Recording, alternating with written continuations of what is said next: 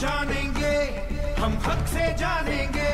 RTI जब से लागू हुआ है, आरटीआई का नारा।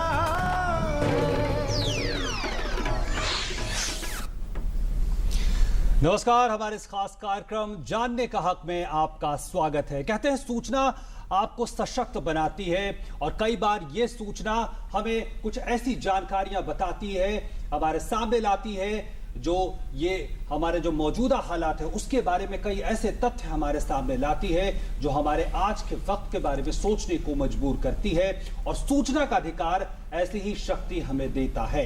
इसके एक और अंक में आप सभी दर्शकों का स्वागत है और आज अब एक और ऐसे मुद्दे के साथ सामने आए हैं जो हमें सोचने पर मजबूर करते हैं। पिछले कुछ दिनों पहले एक आरटीआई जो दिल्ली पुलिस से सूचना मांगी गई आरटीआई के जरिए, वो ये बताती है कि दिल्ली में हर रोज औसतन लगभग 22 बच्चे लापता हो जाते हैं, गायब हो जाते हैं और ये एक अपने आप में चिंता की बात इसलिए भी है क्योंकि पिछले सालों में जो बच्चों के लापता गायब होने का जो आंकड़ा है वो लगातार बढ़ता जा रहा है और इसमें एक बड़ी बात यह भी है कि पुलिस जब इस पे कार्रवाई करती है उसकी सफलता का प्रतिशत उस पे भी इस मामलों के निपटारे को लेकर कई सवाल पैदा करता है। आज हम इसी पे चर्चा करेंगे, लेकिन शुरुआत करने से पहले चर्चा की देख लेते हैं ये रिपोर्ट। क्या आप जानते हैं कि राष्ट्रीय राजधानी दिल्ली में हर दिन 22 बच्चे लापता हो जाते हैं। इनमें ज्यादातर 12 वर्ष की उम्र तक के लड़के होते हैं। अभी हाल ही में एक आरटीआई के जवाब में ये जानकारी सामने आई है। एक गैर सरकारी संस्था को दिल्ली पुलिस से मिले आरटीआई के जवाब में ये बताया गया कि 2015 में कुल 7,928 बच्चे लापता हो चुके हैं, जबकि 2014 में कुल 6,428 बच्चे लापता हुए थे, यानी एक साल में 1,500 से ज्यादा की बढ़ोतरी। इसका सीधा मतलब यह है कि पिछले साल दिल्ली में हर दिन 22 बच्चे लापता हुए। 2014 में हर दिन 18 बच्चे लापता हुए थे। हैरान करने वाली बात तो यह है कि नवजात से 12 वर्ष की आयु में लापता होने वाले लड़कों की संख्या 12 से 18 वर्ष की आयु वर्ग में गायब होने वाली लड़कियों की संख्या से ज्यादा है। इन आंकड़ों से सामने आई जानकारियों से साफ है कि लापता बच्चों के मामले में बाहरी दिल्ली के इलाकों की स्थिति ज्यादा खराब है। वहीं मध्य जिलों में लापता होने वाले बच्चों की संख्या सबसे कम है। यही नहीं, दिल्ली के बाहरी इलाकों से गायब हुए 50% बच्चों को अब तक खोजा नहीं जा सका है। चिंता की बात यह है कि बच्चों के यौन व्यापार में लिप्त गिरोह के चुंगल में फंसे होने की प्रबल आशंका होती है और खबरें ये भी है कि ऐसे मामलों को लेकर पुलिस जल्दी ही फाइल बंद कर देती है। इसमें दो राय नहीं कि बच्चों के लापता होने की घटनाओं पर लगाम लगाने के लिए राष्ट्रीय नेटवर्क की आवश्यकता है, जो लापता होने का ब्यौरा गंभीरता से दर्ज करे और उनकी वापसी को भी वरीयता के आधार पर दर्ज करे। Bureau report, DD news. तो चूंकि दिल्ली का मामला इसलिए ज्यादा संवेदनशील है, ज्यादा सुर्खियां बटोरी है, लेकिन पूरे देश की भी बात करें तो हालात बहुत बेहतर नहीं है क्योंकि आंकड़े ये बताते हैं कि औसतन हमारे देश में एक साल में जो अलग अलग थाने उसमें 7 लाख बच्चों के लापता होने की जो सूचना है, जो प्राथमिकी है, वो दर्ज होती है। कितना रिजॉल्व हो पाता है, कितना ये मामला निपट पाता है, इसको लेकर हमारे पास कोई पुख्ता आंकड़ा नहीं है और इस पे हम बातचीत करने के लिए हमारे साथ स्टूडियो में 3 खास मेहमान जुड़े हुए हैं। मेरे साथ अरुण भगत जी हैं जो पूर्व दिल्ली पुलिस कमिश्नर हैं और हमारे साथ हैं जया सिंह जी हैं, एसोसिएट जनरल मैनेजर हैं, क्राई से जुड़ी हुई हैं और हमारे साथ हैं श्यामलाल यादव जी, वरिष्ठ पत्रकार इंडियन एक्सप्रेस के और इसके अलावा आरटीआई का अक्सर इस्तेमाल करते हैं। अरुण जी, अगर मैं आपसे शुरू करना चाहूँ, ये जो आंकड़ा सामने आया है कितना आपको लगता है चौंकाने वाला है? क्योंकि जो आंकड़े बताते हैं कि लापता बच्चों की जो संख्या है वो बढ़ रही है। जी हाँ, और ख़ास तौर से देखा जाए तो जो आपके 2014 और 2015 के स्टेटिस्टिक्स आए हैं उसमें कोई 1,500 बच्चों का ज़्यादा बच्चे गुमशुद हैं या लापता हैं। तो मैं समझता हूँ कि इसमें डेफिनेटली कोई अच्छी तरह इन्वेस्टिगेशन की ज़रूरत है और ये हमें ये नहीं मानना चाहिए कि बच्चे अपने से चले गए हैं, क्योंकि लगता है कि कोई गैंग्स इसमें ऑपरेट कर रहे हैं, काम कर रहे हैं, और उनका ज़रूर पता लगाना बहुत ज़रूरी है।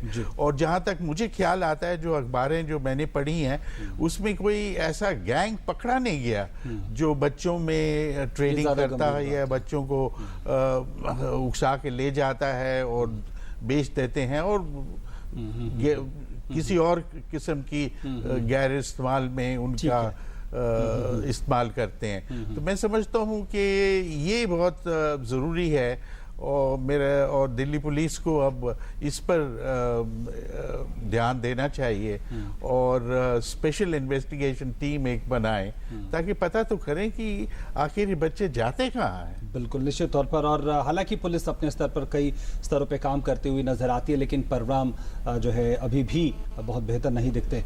जया जी, आपकी संस्था क्राई जो है उन्होंने RTI डाला था और उसी से ये आंकड़ा सामने आया है। आप लोग के लिहाज से कैसे किस इसको बैकग्राउंड में देखती, किस परिप्रेक्ष्य में देखती है, क्या आप लोगों की अपनी फाइंडिंग है? जी, हम लोग हमारी एक जो पार्टनर संस्था है, हम और नवसृष्टि, हम लोग मिलकर के काफ़ी इस पर काम करते हैं। ये RTIs हम लोग पिछले 4-5 सालों से लगातार लगा रहे हैं और इन RTIs से हम लोगों को ये पता चला है कि जो इसका आंकड़ा है वो 18 बच्चे, कभी 14 बच्चे, 21 बच्चे करते करते इस बार जो 2015 में है वो 22 से 23 बच्चे रोजाना गायब हो रहे हैं। बढ़ोतरी हो रही है। बीच में एक साल थोड़ा सा 3-4 बच्चे का आंकड़ा कम हुआ था, फिर वो पिछले 2 सालों से लगातार बढ़ रहा है। और जो हम लोगों का एक जो असेसमेंट है, बाकी हम लोगों ने इसको हम ये भी देखते हैं कि डिस्ट्रिक्ट वाइज हम इसको देखने की कोशिश करते हैं, कौन से डिस्ट्रिक्ट से बच्चे ज़्यादा जा रहे हैं, क्यों जा रहे हैं, कौन से एरियाज से जा रहे हैं। तो ये समझ में आता है कि जो आपके स्लम एरियाज हैं, JJ कॉलोनीज हैं, जहाँ पर लोग दिहाड़ी मजदूरी करते हैं या लोग माइग्रेट होकर के दिल्ली में आए हैं, जो सेंट्रल दिल्ली से जो ज्यादा दूर हैं। नहीं, ऐसा नहीं है। सेंट्रल दिल्ली में भी अच्छी खासी ये गुमशुदगी की घटनाएं हैं। इवन साउथ दिल्ली में, जो कि बहुत ही ज्यादा पॉश और ऐसा इलाका माना जाता है, साउथ दिल्ली के भी इलाकों से भी बच्चे काफी गायब हुए हैं कुछ इलाकों से, क्योंकि साउथ दिल्ली में भी आप देखें तो इधर टिगड़ी, इधर आपका जो तुगलकाबाद और ये सब साइड में जो इलाके पड़ते हैं, वहाँ से भी काफी सारे बच्चों के जाने की समस्या है। तो ये असल में उस तरीके के लोगों के बच्चे जा रहे हैं जो लोग या तो दिहाड़ी मजदूर हैं, दोनों माँ बाप काम करने के लिए जा रहे हैं और जिनके बच्चे रह जाते हैं, या ऐसे लोग जो बहुत ज़्यादा वेल ऑफ नहीं है, या आप ये कह सकते हैं कि बिल्कुल मार्जिनलाइज्ड वर्ग के जो लोग हैं, जिनको कि हमें पता है कि अगर उनका बच्चा चला गया तो कल को कोई पूछने वाला भी नहीं है, या उनके पास इस तरीके का कोई सपोर्ट मैकेनिज्म नहीं है कि वो जाकर के बहुत ज्यादा कोई गुहार कर पाएंगे, तो नहीं ढूंढ पाएंगे। उसमें आर्थिक सवाल भी है। आर्थिक सवाल भी है उसमें, और भी ये भी सवाल है कि उनके अपने सपोर्ट मैकेनिज्म्स कोई नहीं है दिल्ली के अंदर, जिससे वो ये कह पाए कि अच्छा मेरा बच्चा चला गया तो मैं किस तरीके का प्रेशर क्रिएट कर सकता हूँ किसी के ऊपर, या कर सकती हूँ किसी के ऊपर। तो उस तरीके के जनसंख्या के बच्चे ज्यादा जा रहे हैं। ठीक है। श्यामलाल जी, ये स्थिति हमारे सामने हम देख रहे हैं और आंकड़े भी काफी जो हम देख रहे हैं लगातार बढ़ रहे हैं। कैसे देखते हैं, अगर दिल्ली पुलिस इस तरह की सूचना देती है RTI के जरिए, तो निश्चित तौर पर ये वो मामले होंगे जो दर्ज हुए होंगे? देखिए, एक तो ये जया जी ने बहुत अच्छा काम किया है जो RTI के जरिए ये बाहर निकाली इन्फॉर्मेशन, क्योंकि असल में RTI का यही काम है कि जो सिस्टम की खामियां हैं उसको आप बाहर जो सिस्टम चला रहे हैं लोग उनके ध्यान में लाएं। दूसरा, इसका वॉल्यूम सच में हमें लगता है कि कहीं ज़्यादा होगा। जैसे आपने एक आंकड़ा बताया कि 7 लाख के करीब FIR होती है, तो आपको देखिए भगत साहब यहाँ बैठे हैं, मालूम है कि सबसे मुश्किल काम होता है पुलिस में FIR लिखाना गुमशुदगी का। बिल्कुल। जो चीज़ गुम हुई होती है, आपकी कार गायब हो या आपका मोबाइल गायब हो या आपका बच्चा गायब हो, वो बहुत मुश्किल होता है। मान लीजिए मर्डर हुआ तो 302 में नहीं तो 304 में FIR हो जाएगी, लेकिन हो जाएगी। बट इसमें जो गायब हुई चीज है उसकी FIR बड़ी मुश्किल से होती है, और आप वो आंकड़े बता रहे हैं जो दर्ज हुए अधिकारी। दूसरा, आपको मुझे ध्यान है, आप सबको ध्यान में होगा, जब नोएडा में एक निठारी कांड हुआ था 7-8 साल पहले, 10 साल पहले, तो सारे प्रदेशों से ऐसे आंकड़े बाहर आने चालू हुए थे। मीडिया का भी बड़ा उस पर फोकस हो गया था, पुलिस का भी हो गया था, प्रशासन का भी हो गया था। और जब बच्चों के मामले आप इन्वेस्टिगेट करते हैं प्रॉपर ढंग से, जैसे भगत साहब बहुत अच्छी बात कह रहे हैं कि एक एसआईटी बनानी चाहिए क्योंकि ये बहुत सीरियस मामला है। उस समय जब उस पर पीछे लगी पुलिस, कई वर्षों तक इन्वेस्टिगेशन हुआ और जब सीरियसली करना चालू किया तो लास्ट में क्या सच्चाई निकली थी आपको पता चला। तो हमें लगता है कि ये कोई एक ट्रेंड नहीं होगा, किसी एक वजह से ये सब नहीं हो रहा होगा। अलग अलग जगहों पर अलग अलग वजहें होंगी, अलग अलग एरियाज में, और पुलिस इसको बहुत तत्परता से अगर इन्वेस्टिगेट करती है समाज की मदद लेकर के, तो हमें लगता है कि कोई नई बातें सामने आएंगी। बिल्कुल। इसी आंकड़ों में एक बात अरुण जी निकल कर आती है कि जो 12 वर्ष तक के जो लड़के हैं उनकी संख्या ज़्यादा है। अगर हम इसकी तुलना करें, इसको कंपैरिजन करें 12 से 18 साल की जो आयु वर्ग की जो लड़कियां हैं उनसे हम तुलना करें तो लड़के ज़्यादा जो छोटी उम्र के वो ज़्यादा गायब हो रहे हैं। क्या ये कुछ संकेत देता है? इसमें ये संकेत जो मुझे समझ आता है कि क्योंकि 12 साल का बच्चा जो होता है वो काफ़ी सतर्क होता है, काफ़ी कुछ उसको मालूम है और उसको आसानी से फुसलाया नहीं जा सकता। और यदि किसी जगह पर भी ले गए हैं तो वो घर आने की, क्योंकि उसको पता है, एड्रेस पता है, कहाँ मैं रहता हूँ, किसका बच्चा हूँ, कौन मेरे भाई हैं, सब उसको मालूम है। छोटे बच्चों को ये सब बातें नहीं पता लगती, पर वो फिर मैं समझता हूँ कि वो इसमें मन मर्जी का एलिमेंट जो है वो ज्यादा है। यानी वो अपनी मर्जी से जाके घर से दुखी होके या किसी और परेशानी से या आइडियलिज्म से या ड्रीम्स करने से कि मैं मुंबई चला जाता हूँ, वहाँ जाके काम करूंगा, फिल्म में काम करूंगा, ये सब जज्बातें 12, 13, 14 साल के बच्चों में तो होती हैं। और जो 16 और 18 के हैं वो तो मैं समझता हूं कि डेफिनेटली कोई उसमें कमी ना हो, कोई विकलांग ना हो, तो फिर तो वो अपनी मर्जी से ही बाहर रह रहा है। बिल्कुल। जया जी, इस संकेत पे जो तथ्य, इस पे आप लोगों का क्या अपना विश्लेषण? देखिए, मैं बहुत ज़्यादा तो नहीं सहमत हूँ जो सर कह रहे हैं उससे, लेकिन हाँ कुछ ज़रूर ऐसी चीज़ें होती हैं कि घर में भी इस तरह के, क्योंकि जब आप ऐसे हालात में रह रहे हैं, ये सोच है कि जो बच्चियां होंगी उनको ज़्यादा जो है वो गायब हो रही होंगी, एक इस तरह की एक सामान्य तरह से सोच है, लेकिन ये आंकड़े बताते हैं कि नहीं, लड़के ज़्यादा गायब हो। ये एक्चुअली ये 2015 के आंकड़े ऐसा बता रहे हैं, लेकिन अगर आप 2014 वगैरह के आंकड़े देखें तो लड़कियां ही ज्यादा गायब हो रही हैं। ये हम लोग भी इस बार देख रहे थे कि 2015 में लड़कों के 12 से 18 वर्ष के लड़कों के गायब होने के आंकड़े काफी बढ़े हैं। लेकिन अगर आप रिकवरी रेट्स देखें तो आप ये देखेंगे कि लड़कियों का रिकवरी रेट्स लड़कों से काफी कम है आज की डेट में, और पिछले सालों में भी वो रिकवरी रेट काफी कम रहा है। और बाकी जहां तक गायब होने का मामला है, ये भी मैं अग्री करूंगी कि जो परिवार हैं वो इस तरीके की हालातों से जूझ रहे हैं, वहाँ डोमेस्टिक वायलेंस भी है, वहाँ और भी इश्यूज हैं,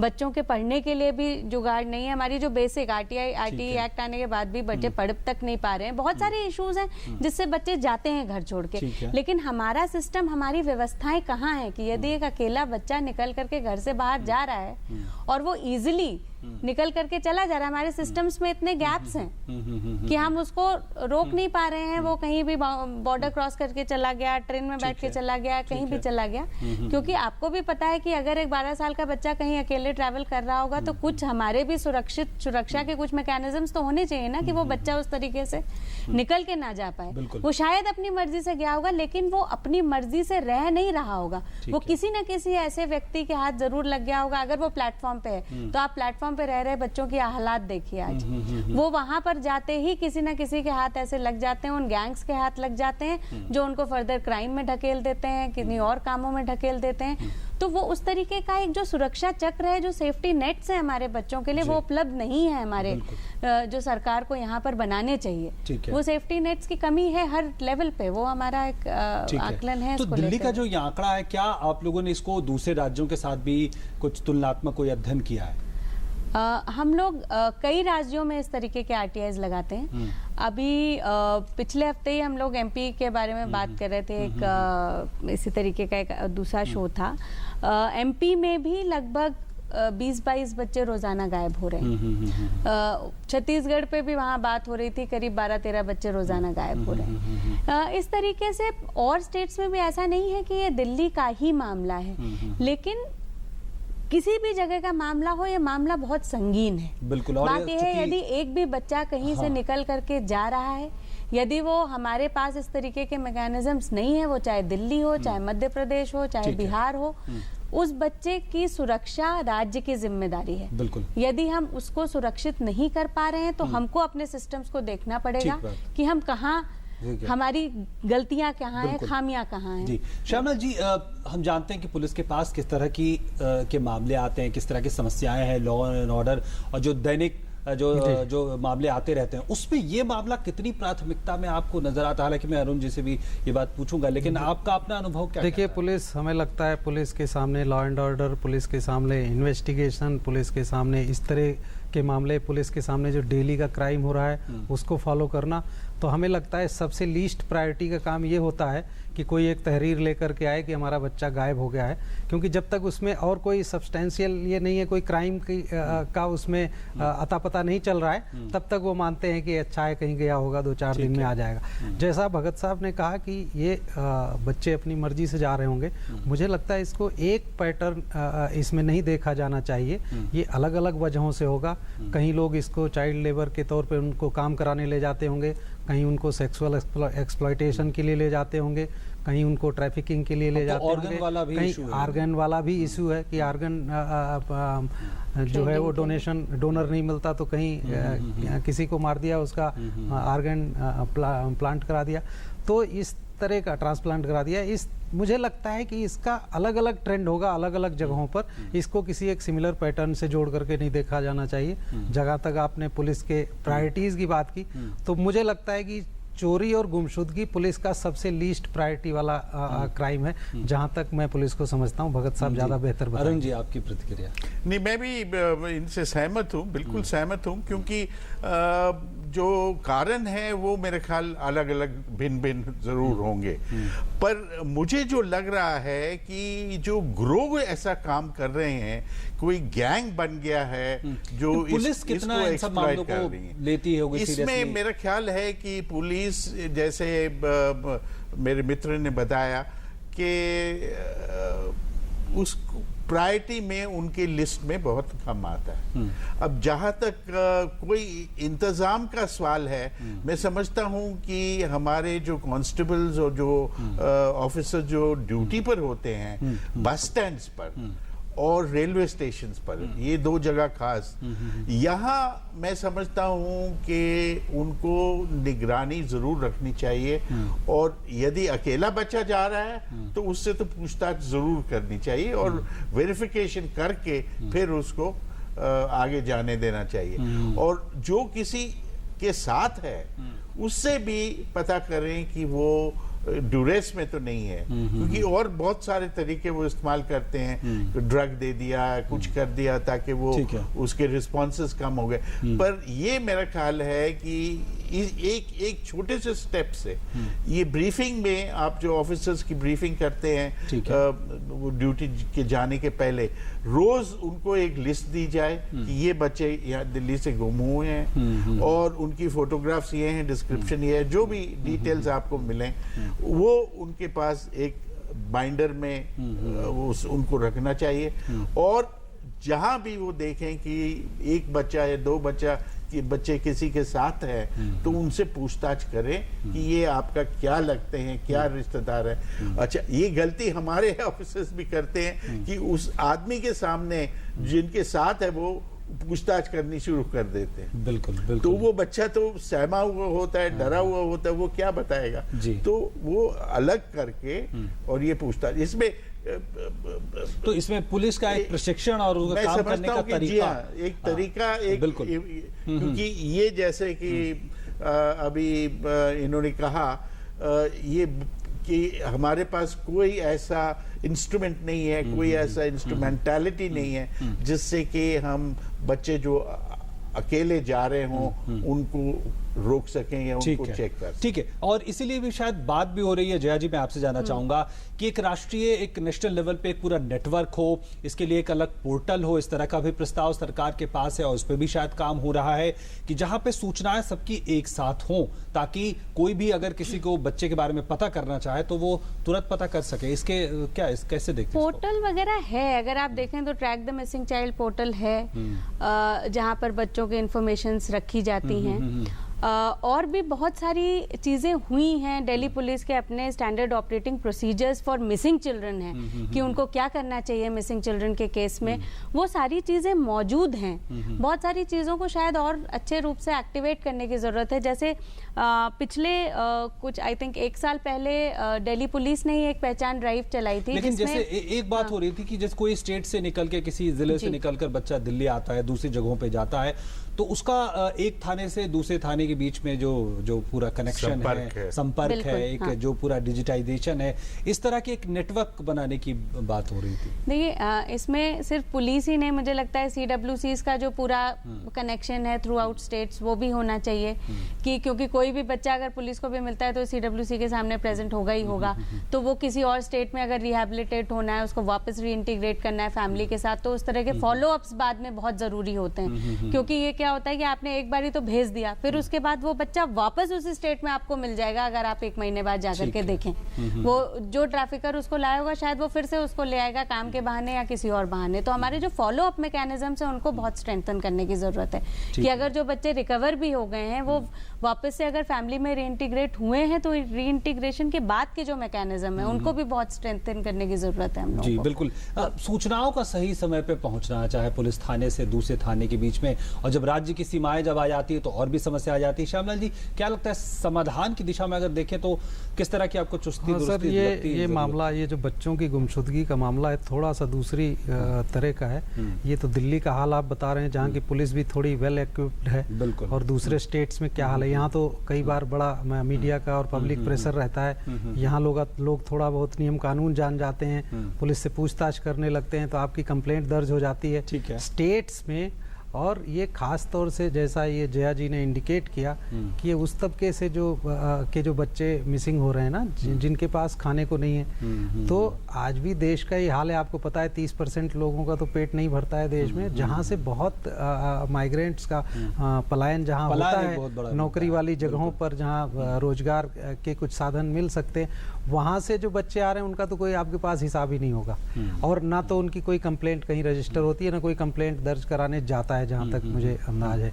तो इसलिए मुझे लगता है समस्या बहुत जितनी दिल्ली में दिखाई पड़ती है उससे ज्यादा गहरी है निचले स्तर पर। तो लेकिन एक मोटे तौर पे समझा जाता हो कि छोटे शहर से, गांव से बच्चा आता होगा बड़े शहर में, लेकिन बड़े शहर से बच्चे कहाँ जा रहे हैं? बड़े शहर में से ये मैं वही तो कह रहा हूँ, आपके पास सिर्फ वो रिकॉर्ड है जो बड़े शहर वाले गायब हो रहे हैं। हाँ। क्योंकि उनके लोगों का पता है, कोई उनकी शिकायत लिखाने वाला है। जो छोटी जगहों से यहाँ भटकते हुए आए हैं वो यहाँ घूम रहे हैं, उनका कोई रिकॉर्ड नहीं। वो अगर किसी कॉन्ट्रैक्ट लेबरर की तरह वो काम कर रहे हैं, 12 साल के बच्चे कहीं किसी ठेकेदार के साथ काम कर रहे हैं, लोगों के घरों में एम्प्लॉय कर रखा है, होटलों पर ये कर रखा है। हालांकि ये कानूनन वो जुर्म है, आपको पता है, लेकिन आपको ये भी पता है कि वो कितना प्रभावी तरीके से इम्प्लीमेंट हो पाता है। तो हमें लगता है बहुत इसके बहुत सारे एस्पेक्ट्स हैं जिनको मिल बैठ करके एक साथ कोई नेशनल पॉलिसीज ढंग की बनाई जानी चाहिए कि उनको रेगुलर ट्रैकिंग रह सके। और अरुण जी, अंत में हमारा कार्यक्रम अब पहुंच चुका है। कानूनों के स्तर पे आपको लगता है कुछ बदलाव की ज़रूरत है? एक आपने बात कही कि प्रशिक्षण, जो ट्रेनिंग के स्तर पे पुलिस को उसकी ज़रूरत है। आपको लगता है किस तरह के और बदलाव पुलिस कर सकती है जिससे ये मामले इस तरह से आसानी से? देखिए, ये जया जी ने अभी मुझे बताया कि सुप्रीम कोर्ट के जो डिसीजन है, जिन्होंने जजमेंट दी है, उससे हर एक मिसिंग बच्चे का FIR लॉन्च होना चाहिए, FIR रजिस्टर होना चाहिए। ठीक है। क्या दिल्ली में तो बहुत सहूलियत है, और जैसे कि यादव साहब कह रहे थे कि बाहर ये जरूर दिक्कत आती होगी FIR रजिस्टर करने की। तो मैं समझता हूँ कि ये एक बड़ा अच्छा कदम है, क्योंकि हर एक केस मिसिंग चाइल्ड के तो पहले डेली डायरी में एंट्री होती थी। अब यदि आप मुकदमा दर्ज कर रहे हैं तो वो एक आपके पास बुनियादी रिकॉर्ड बन रहा है और उससे फिर आप बहुत सारा फायदा उठा सकते हैं। ठीक बात है। तो मैं समझता हूं कि प्रशिक्षण जो है ये पुलिस के लिए तो हर वक्त का है। जी बिल्कुल, क्योंकि नई नई चीजें लगातार आपको अपडेट होती रहनी, जो जिस तरह से हालात बदल रहे हैं। ये बच्चों के मिसिंग के लिए भी मैं समझता हूं कि उनको स्पेशल प्रोग्राम जी शुरू करना चाहिए यदि नहीं है तो। बिल्कुल निश्चित तौर पर। और तमाम तरह के इस मामले से जुड़े जो समाधान है, चाहे पुलिस से जुड़े हो, समाज में बदलाव से जुड़ी हो, या फिर जो एक राष्ट्रीय नेटवर्क की बात होती है कि किस तरह से सूचनाओं का एक राज्य से दूसरे राज्य तक आदान प्रदान हो सके, और सामाजिक स्तर पर भी एक बड़े स्तर पर बदलाव की जरूरत महसूस होती है जहां तक जागरूकता की बात है। बहुत बहुत धन्यवाद। आज हमारे पास इतना ही वक्त है। श्यामलाल जी आपका, जय जी आपका हमारे साथ जुड़ने के लिए, अरुण जी आपका बहुत बहुत धन्यवाद स्टूडियो में आने के लिए। और आज हमारे इस कार्यक्रम जानने का हक में इतना ही। फिर मुलाकात होगी किसी और मुद्दे के साथ। नमस्कार।